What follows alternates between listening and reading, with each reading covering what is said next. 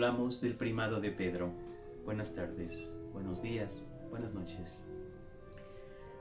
Primero que nada, hay que testificar a objeción de conciencia y rectitud de corazón que lo que vamos a decir aquí es cierto, yo lo creo y la Iglesia lo confirma. Creemos en el Papa, es amor de católico, el amor al Papa, el amor a María, el amor a la Eucaristía, en ese orden, de abajo hacia arriba, es el amor del cristiano. El cristiano deberá amar a la Eucaristía, porque es donde está Cristo presente, es donde está Cristo en medio de nosotros. En ese pedacito de pan, en esa fracción pequeña, hay todo un Dios que se desborda de amor y de alegría, que se desborda de misericordia y de bendición. María, porque es la madre de ese Dios vivo. Cualquier cristiano que se digne y se precie de serlo, deberá tener este amor a María. No podrá prescindir de él, no podrá prescindir de la devoción pura y pulcra a la Madre de Dios. Siempre deberá estar presente en nuestras plegarias el nombre de María como intercesora, como mediadora, como madre. No porque ella sea más que Cristo, sino porque ella es el camino más perfecto para llegar a Cristo. Cuando nosotros hablamos del Papa, hablamos del amor al vicario de Cristo.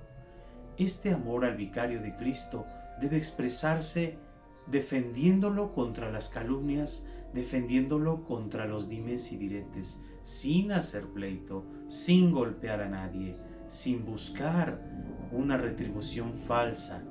Más allá de cualquier otra cosa es defender la verdad.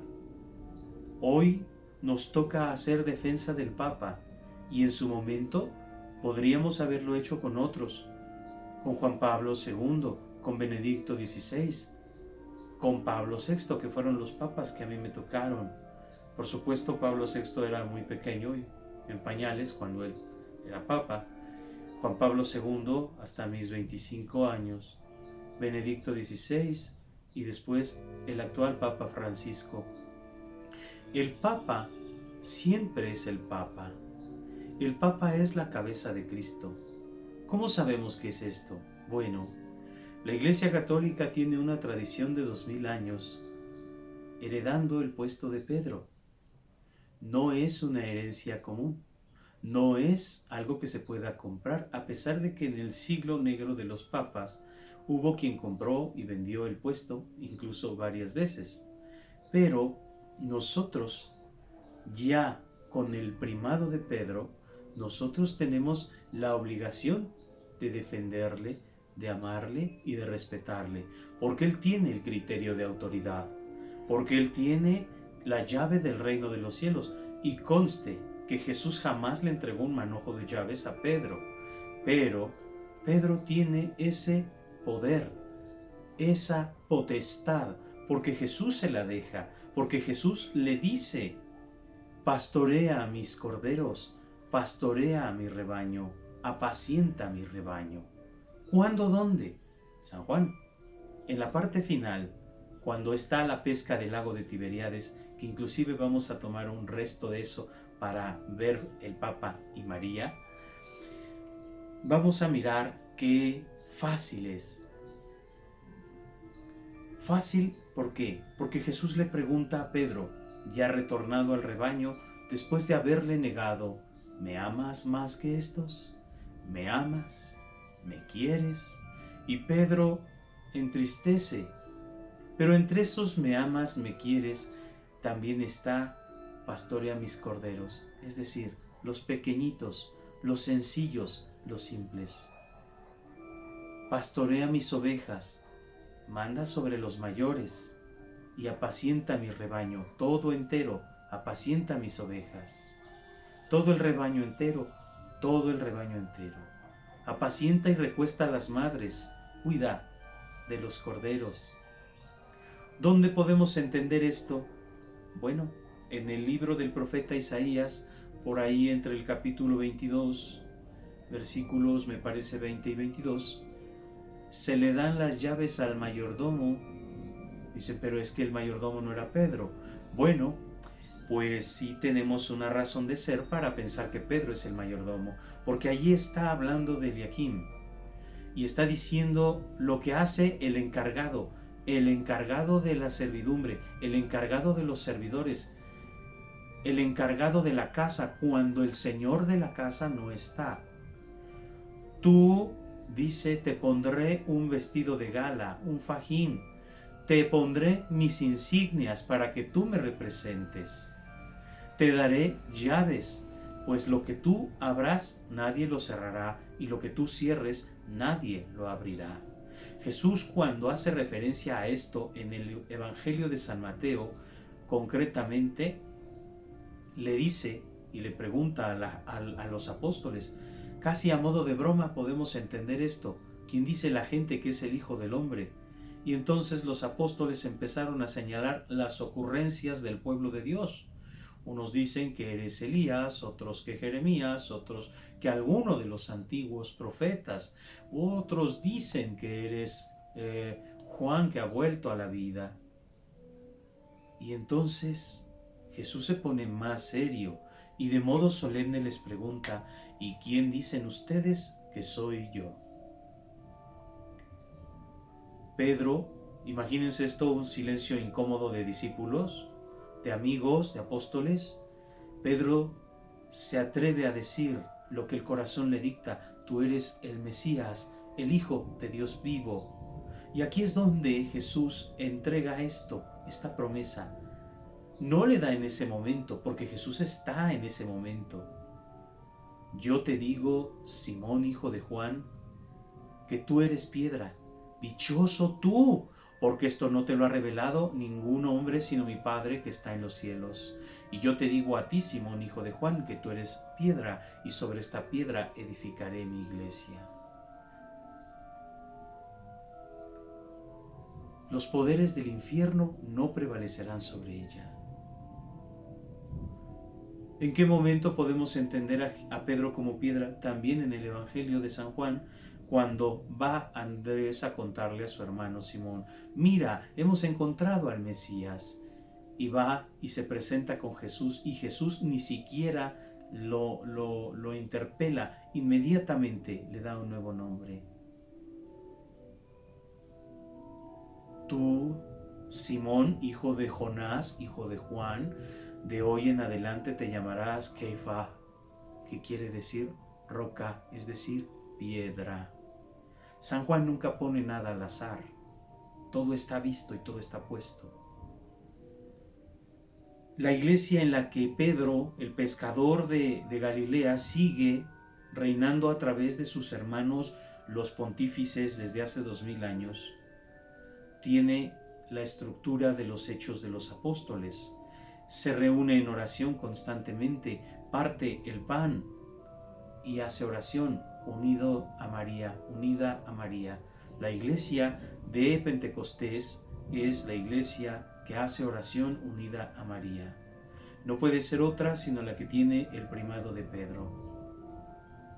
Hay muchas que comparten la tradición de orar a María, pero la que tiene el primado de Pedro es de la que hablamos hoy.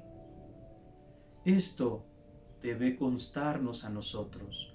No podemos quedarnos fuera de la iglesia. Cuando nosotros creemos tenemos un problema con alguna jerarquía de la iglesia, es con la jerarquía, no con la iglesia, no con Dios. Irte de la iglesia sería lo último que podrías hacer estando cuerdo, porque después solo vendrá algo de locura, algo que probablemente no te guste.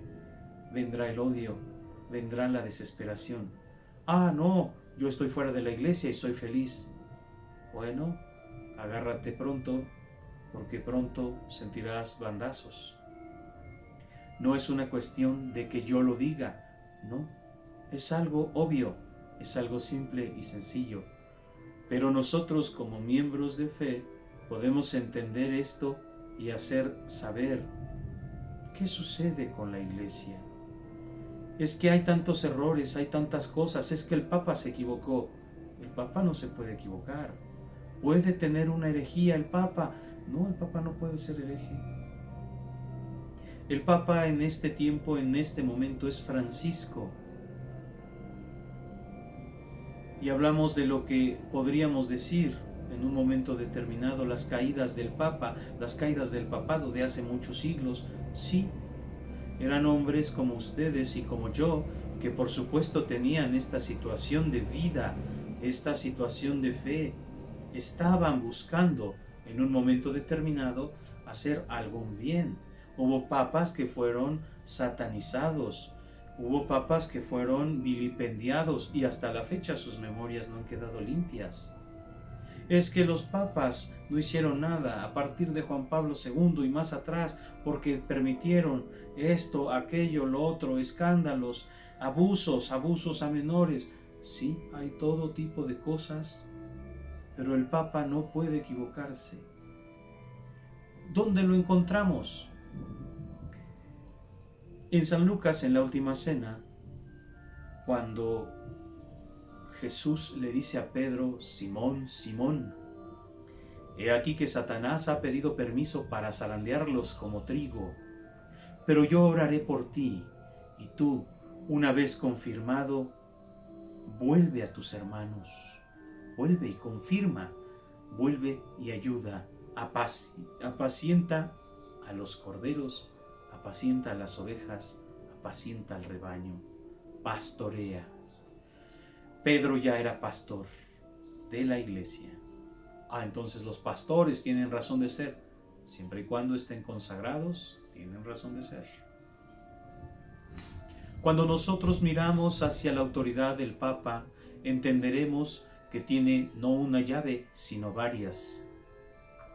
Él puede ordenar otros obispos, intervenir en diócesis que están en un problema, que tienen alguna dificultad de fe, que tienen alguna situación.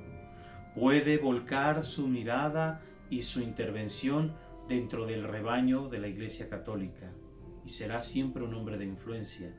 El Papa, por supuesto, es y será siempre la cabeza de la Iglesia visible. ¿Dónde está la cabeza que no se ve? Él es la piedra angular, es la piedra principal, donde se fundamenta todo el edificio. Esa no se ve, pero está ahí. Y la iglesia que tiene la piedra angular y que tiene la roca de Pedro, entonces tiene la verdad y la tradición y la sucesión apostólica. ¿Cómo sabemos de la sucesión apostólica? Bueno, cuando nosotros asistimos a una ordenación, ahí se le imponen las manos a los presbíteros, a los diáconos y a los obispos nuevos.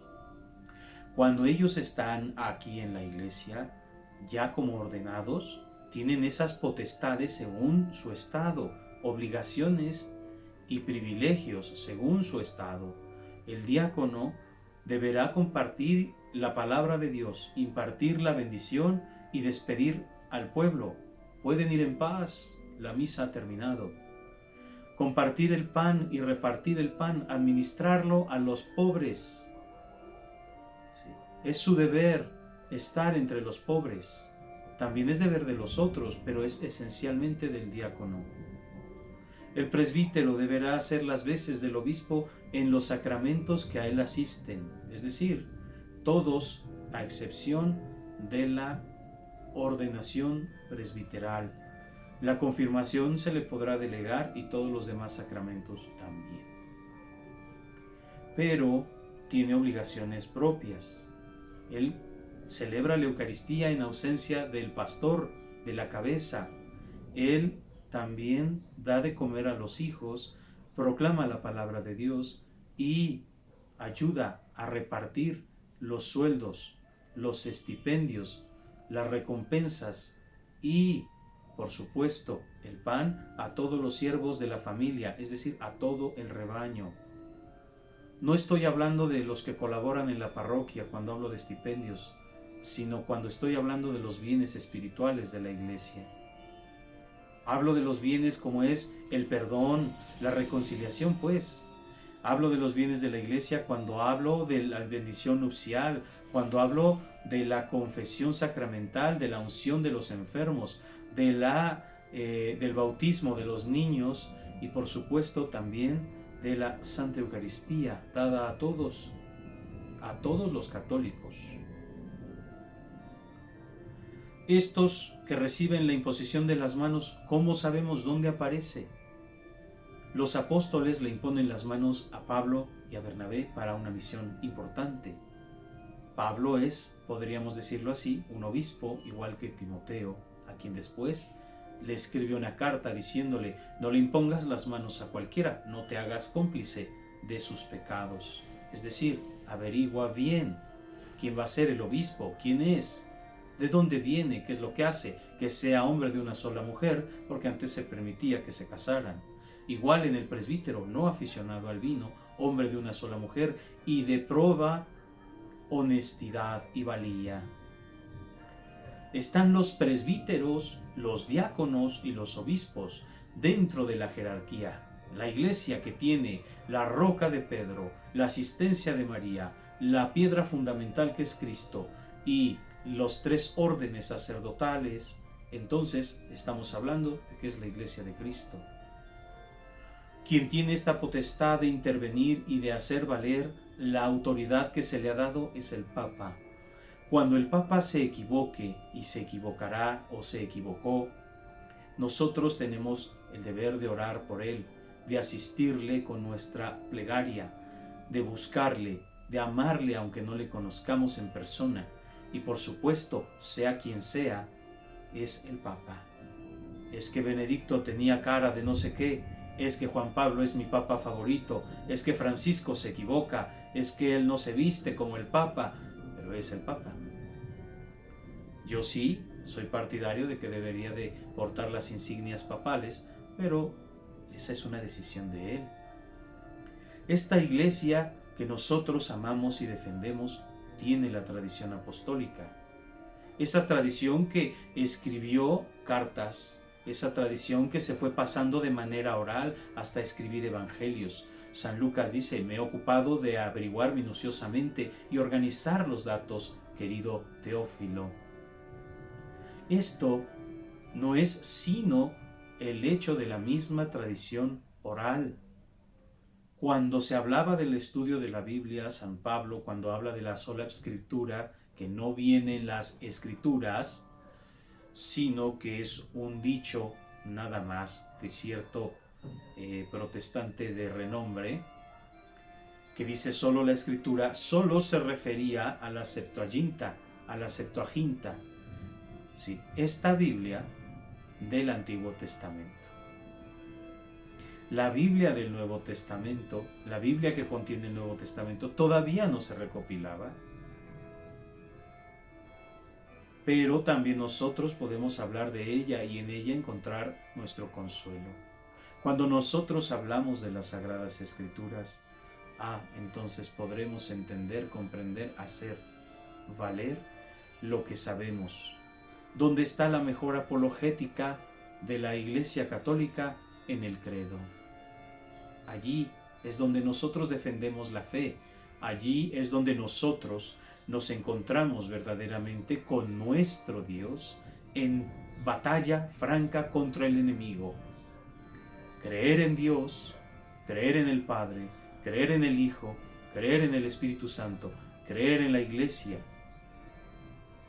Estos 4 elementos del credo nos van a transportar siempre a una sola persona presente en la tierra. Al final, Él es el representante máximo de la Iglesia Católica. Nos representa a todos y nos pastorea a todos. El Papa hoy es Francisco y no podemos decir que no. Fue votado, electo y aceptado en un cónclave. Es que dicen que el cónclave, es un chisme.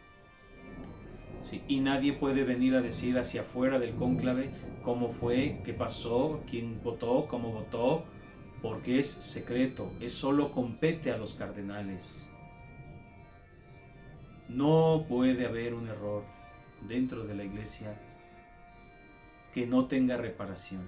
y que por supuesto el mismísimo Papa se pueda equivocar, pero una vez confirmado, una vez restituido, una vez perdonado, venga y confirme a sus hermanos, porque lo que Él abra, nadie lo cerrará, porque lo que Él cierre, nadie lo abrirá, porque lo que ates en la tierra, atado quedará en el cielo, y lo que desates en la tierra, desatado quedará en el cielo.